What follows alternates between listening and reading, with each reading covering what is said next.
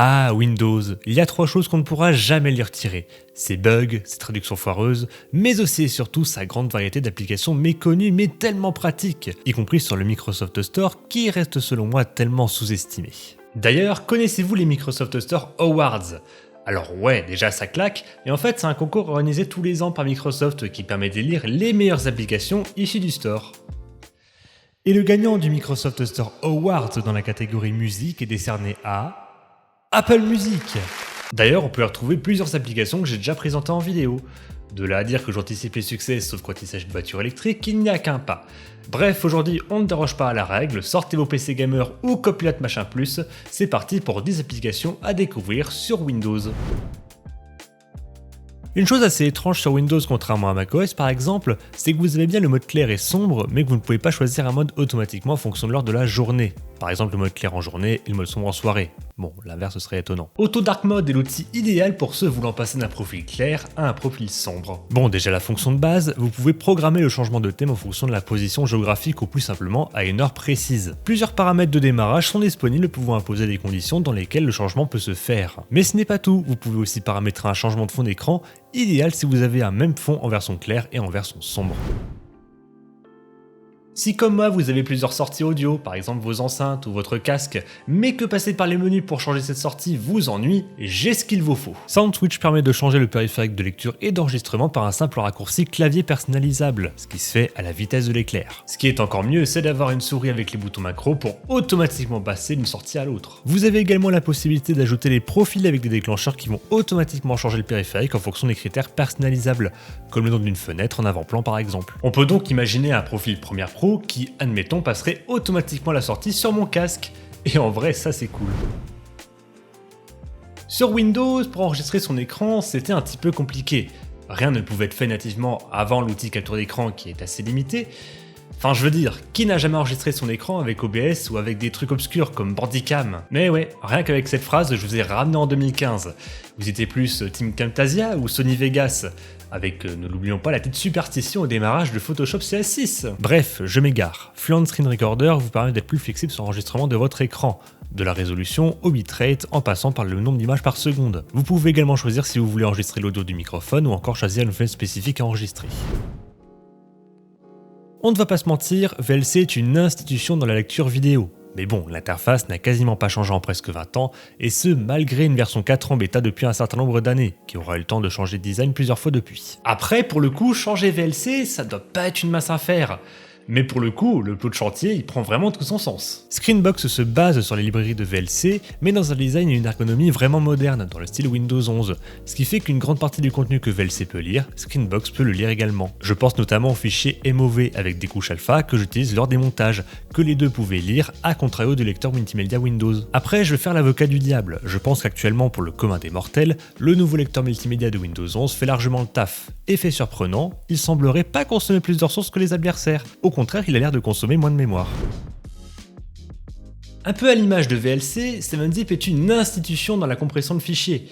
Mais bon, voilà, depuis Windows 11 et le nouveau menu, chercher les actions de 7-Zip c'est un peu compliqué. Disons que l'expérience utilisateur n'est plus tout à fait optimale. NanaZip est un fork, une copie de la base de 7-Zip mais dans un design plus au goût du jour, et surtout avec les actions directement dans le menu contextuel de Windows 11. Le reste, vous le connaissez sans doute, c'est un 7-Zip pur, les mêmes options, les mêmes boutons, les mêmes fonctionnalités.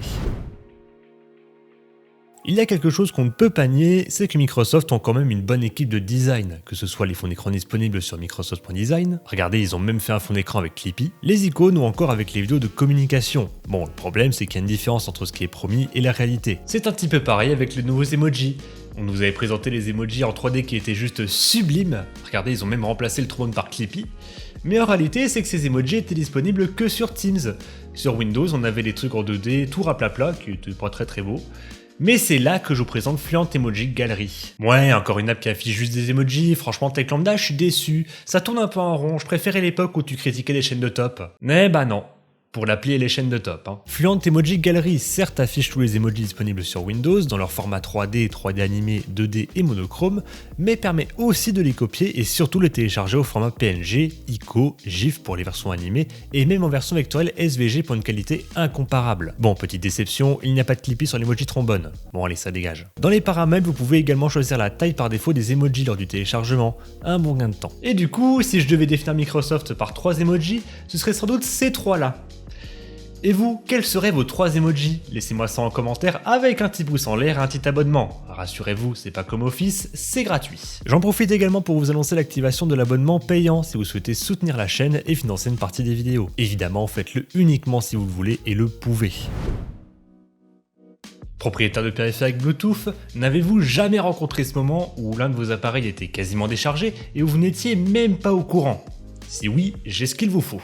Batterie Flyout risque de vite devenir votre compagnon de batterie. Et non, je ne parle pas d'un groupe de rock. Tout commence avec cette nouvelle icône sur la barre des tâches qui peut être personnalisée en affichant par exemple le pourcentage de batterie sur la barre des tâches si vous avez un PC portable, très pratique si vous avez un PC un peu trop porté sur la console. En cliquant dessus, vous pouvez voir la courbe de charge de votre batterie, mais également les niveaux de batterie des périphériques Bluetooth. Bon là encore une fois Windows le fait nativement, mais c'est ce qui va suivre qui change la donne. En effet, vous pouvez paramétrer des notifications sur la batterie du PC, mais également pour les périphériques Bluetooth en cas de batterie faible, quand la charge arrive à un seuil, par exemple 80%, et quand la charge est complète. Les seuils sont évidemment paramétrables aussi. Enfin, vous avez un bouton permettant en un clic de faire un joli rapport sur l'état de votre batterie, avec notamment la donnée de temps convoitée par les propriétaires d'iPhone, le pourcentage de capacité restante. Bon, en vrai, Windows peut faire nativement un rapport au format HTML, mais s'active en ligne de commande et est clairement plus austère. Bref, un petit outil bien pratique pour ceux qui aiment bien anticiper leur recharge.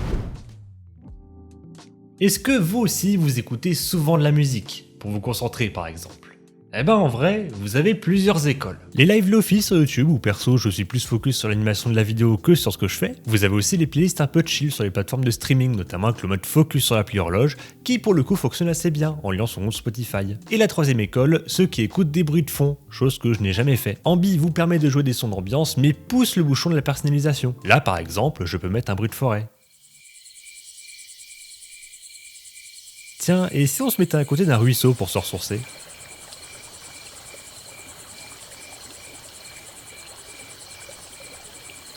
Et oh flûte, un orage arrive au loin. Je peux mettre jusqu'à 3 sons simultanément et je peux même gérer leur volume indépendamment pour mettre en avant un son. Par exemple là, mon bruit de forêt est trop fort, je vais un peu le baisser. Je peux vraiment me créer une ambiance sur mesure. Comme l'appli horloge, vous avez une fonctionnalité de focus en plus poussée avec la possibilité de régler à la minute près les minutes de concentration, de pause et la fréquence de répétition. Le tout s'inspire de la technique Pomodoro qui part à la base d'un minuteur de cuisine en forme de tomate, parce que pourquoi pas. Ambi propose une version payante assez dispensable pour une poignée d'euros avec comme fonctionnalité l'accès à tout le catalogue sonore, une meilleure qualité audio et une galerie de vidéos, comme cette merveilleuse cheminée que vous pouvez jouer sur votre téléviseur à l'aide d'une Xbox. Regardez, ils ont même mis à fond avec Clippy. Oui, bon, ok, j'arrête. Je me suis donc prêté au jeu d'écouter les sons pour me concentrer, et en vrai, ça marche assez bien sur moi. Ça m'évite de passer du temps à faire des percussions avec les mains sur les musiques que j'écoute au lieu de bosser. Bon, en revanche, les bruits blancs, je passe. Ça me crispe plus qu'autre chose. Si comme moi vous êtes dans l'écosystème Apple, vous avez déjà sûrement testé AirPlay, et en vrai ça marche assez bien, c'est très pratique. Mais bon, ce n'est pas disponible sur Windows. AirPlay Receiver va émuler une Apple TV dans votre Windows afin de pouvoir caster l'écran de vos appareils Apple. La suite ne diffère pas d'une Apple TV classique, vous pouvez directement y recopier l'écran d'un Mac, d'un iPhone ou autre directement sur votre PC Windows. A noter qu'il est possible de prendre des captures d'écran, parce que pourquoi pas encore une fois. Et on termine toujours dans l'écosystème Apple. Pire que AirPlay, c'est d'utiliser des AirPods sur Windows.